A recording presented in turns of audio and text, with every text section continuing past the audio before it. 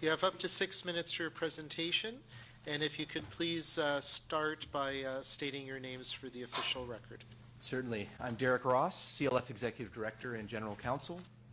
My name is Deina Warren, and I'm Legal Counsel with CLF. Thank you very much for the opportunity to be with you this afternoon. CLF, by way of background, is an association of some 700 legal professionals across Canada. As an organization, we've been very much involved in this issue. We are one of the few organizations to intervene at all 3 levels of court in Carter, and we are also currently intervening in the constitutional challenge surrounding the CPSO policy. We appear today to express our concerns and comments in 3 main areas. First, we are concerned about the lack of human rights protections that currently exist surrounding the provision of medical assistance in dying, and wish to provide some comments on why we believe that protection is so essential. Second, that conscience protection must apply not only to individuals but also to institutions. And finally, that protecting conscience is in fact not antithetical to but in keeping with a patient's best interests. We, like many others who have appeared before you, are troubled by the fact that in Ontario, physicians currently face this requirement to participate in MAID, contrary to their constitutionally protected freedom of religion and freedom of expression. And this committee, of course, has heard directly from many physicians on the impact that this type of compulsion has on their conscience, on their personal integrity, their sense of autonomy, their sense of human dignity.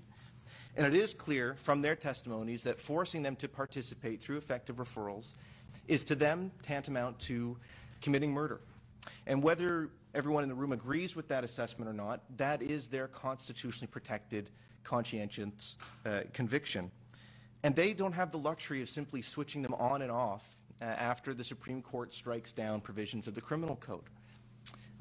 They continue to exist and survive that.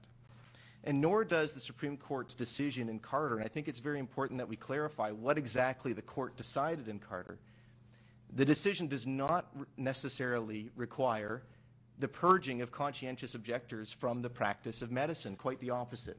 As you know, the decision is very clear in saying that nothing in the decision requires physicians to participate in medical assistance in dying. Simply put, Carter does not require effective referrals. The Charter does not require effective referrals. So why are we insisting on it?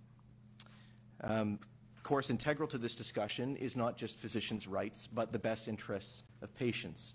And perhaps therein lies the rub, and I appreciate that many members of this committee are rightly concerned about patient access and patients' best interests, as are we. And the government does have a responsibility to ensure, as a matter of public interest, that the people of Ontario have access to adequate numbers of qualified health professionals. That is clearly a legislative objective within the Regulated Health Professionals Act. It's not a charter right, mind you, but it is a legislative objective. But there's no clear evidence, and I haven't heard anything in the committee hearings today, to substantiate the idea that effective referrals are necessary to achieve that objective. The Canadian Medical Association has recognized that this argument is not supported internationally, where no other jurisdiction in the world requires effective referrals, and patient access does not seem to be a concern in those jurisdictions. And the CMA has also recognized that it is in a patient's interest and in the public interest for physicians to act as moral agents and not as mere service providers devoid of moral judgment. And after all, how could it be? How could it possibly be in a patient's best interest to expect them to receive care from physicians that have been forced to check their conscience at the door, to abandon their moral convictions? And that is what we're concerned is what we're at risk of doing here, that we're forcing a profession to segregate their conscience, their convictions, their ethically informed judgment from the practice of medicine. And that sends us down a very dangerous path. We know that individuals who consistently act against their conscience also become desensitized to it. Surely that is not what we want or expect of our healthcare professionals. On the other hand, it's very much in the public interest to allow a broad range of perspectives and beliefs for professionals and healthcare institutions. That's what state neutrality requires, is a diversity of beliefs and perspectives. And patients, too, are diverse. We must be careful here not to be characterizing them as a monolithic block. Yes, some will seek medical assistance in dying. Others will seek to receive care from physicians and institutions that do not provide MAID and do not refer for MAID. And if we're seriously committed to protecting patient choice, should we not be enhancing the freedom for both of those options? Again, it's important to also recognize that Carter did not create a positive, freestanding constitutional right to demand assisted suicide.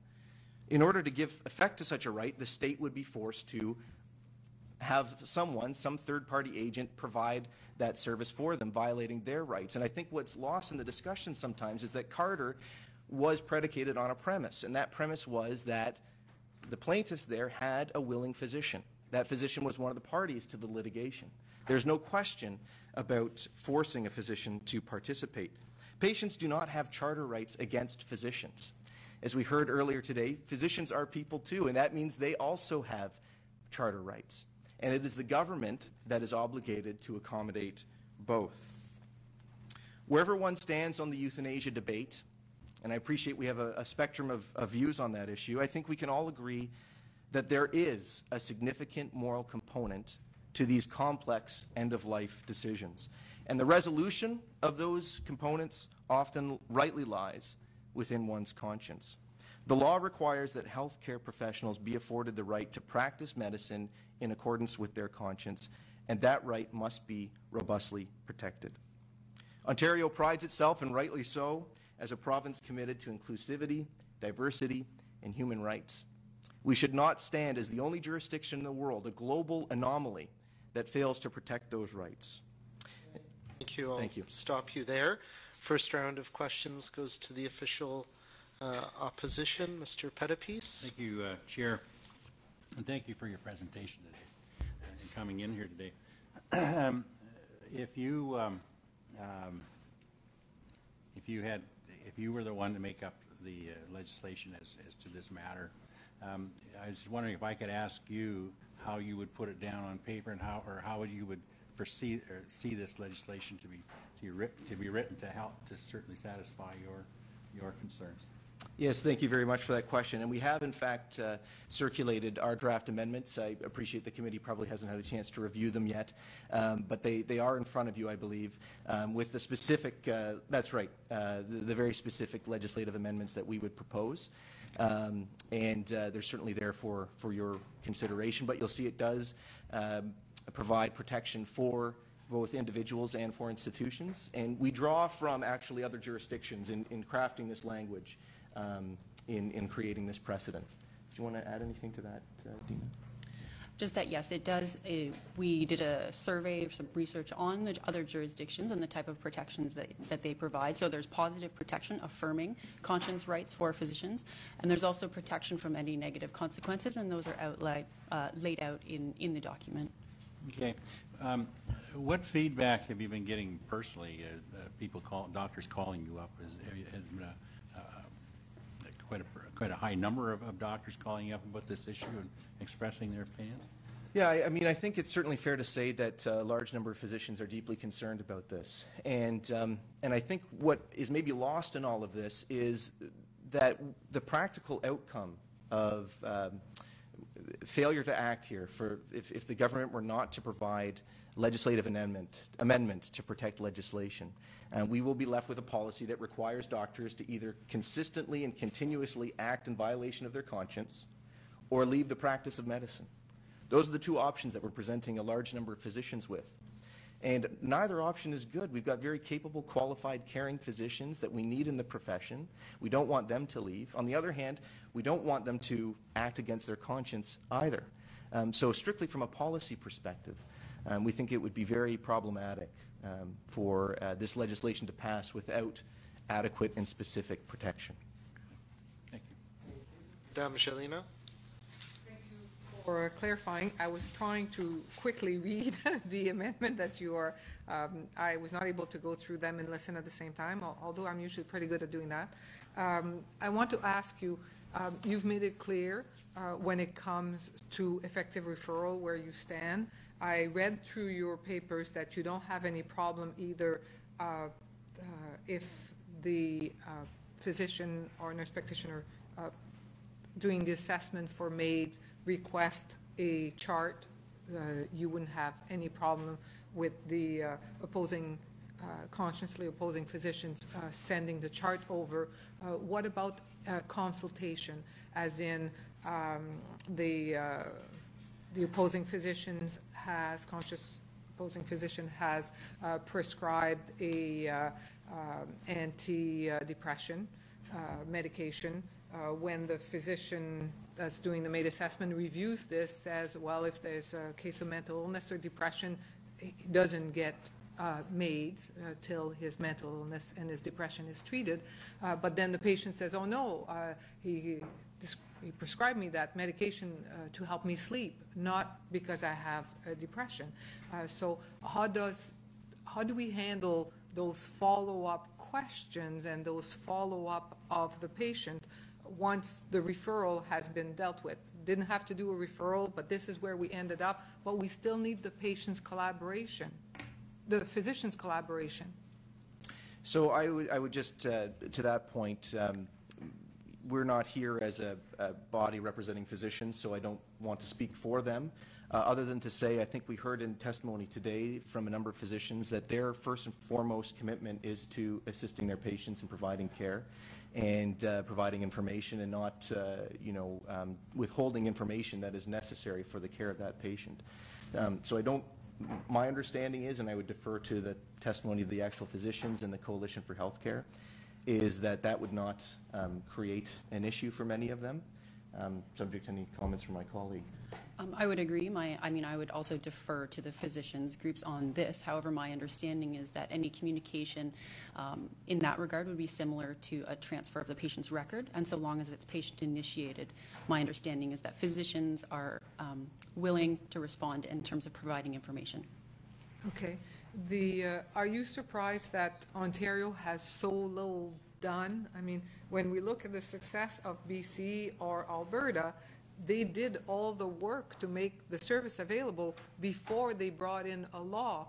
Are you surprised by the way Ontario is going at it?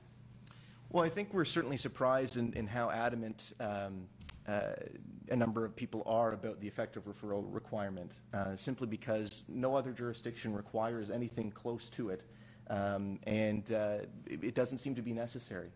And I think what that raises some serious questions about is the effective referral requirement really necessary to ensure access, or is it about something else? Is it about, dare I say, moral conformity in requiring that all physicians basically abandon any ethical opposition they might have to medical assistance in dying, or leave the profession? And if that's the case, then we have concerns about state neutrality. Okay, this round of questions, Madame de Rosier. Yeah, thank you very much for your presentation. It's very interesting.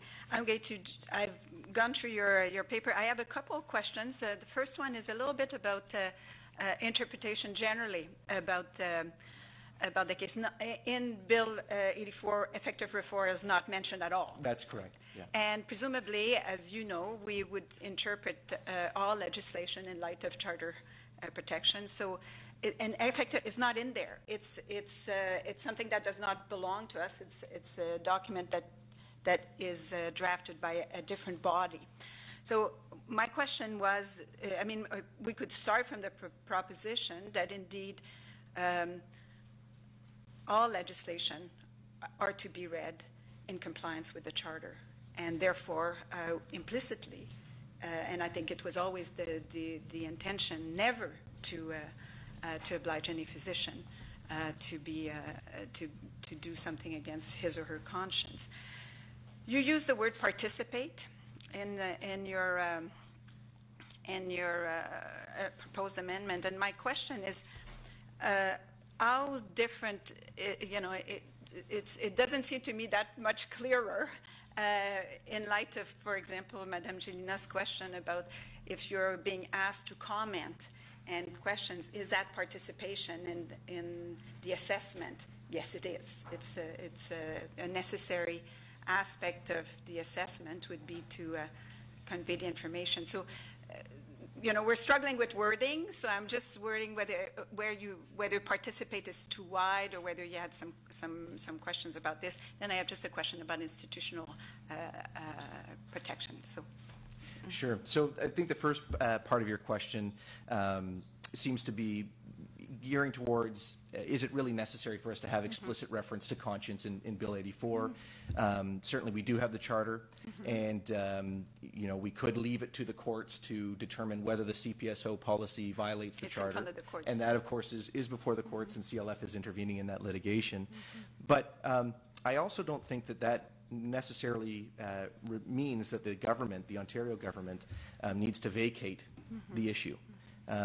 You are legislators. The legislature, even in the Supreme Court decision in Carter, they said what follows lies in the hands of the provinces, among other groups. The judiciary does not have a monopoly on human rights protection. This government has a responsibility to protect human rights. And in the absence of your action, taking action, we will have a period of continued uncertainty, at least. Physicians living in fear, as the evidence we heard earlier today suggests. And why not? Why not take a stand and provide clarity that is so deeply needed in this legislation? And set an example for the rest of the country, quite frankly. In terms of your second question on participate and where do we draw the line, again, this is part of the problem. I shouldn't say problem. This is something that's inherent in conscience, is we each have individual consciences, right? We each will say, this is where the line is drawn, and this is as far as I can go. Thank you. I have to cut you off. If we have your submission, if there's something additional you'd like to provide to the committee, you have until 6 p.m. today to do so.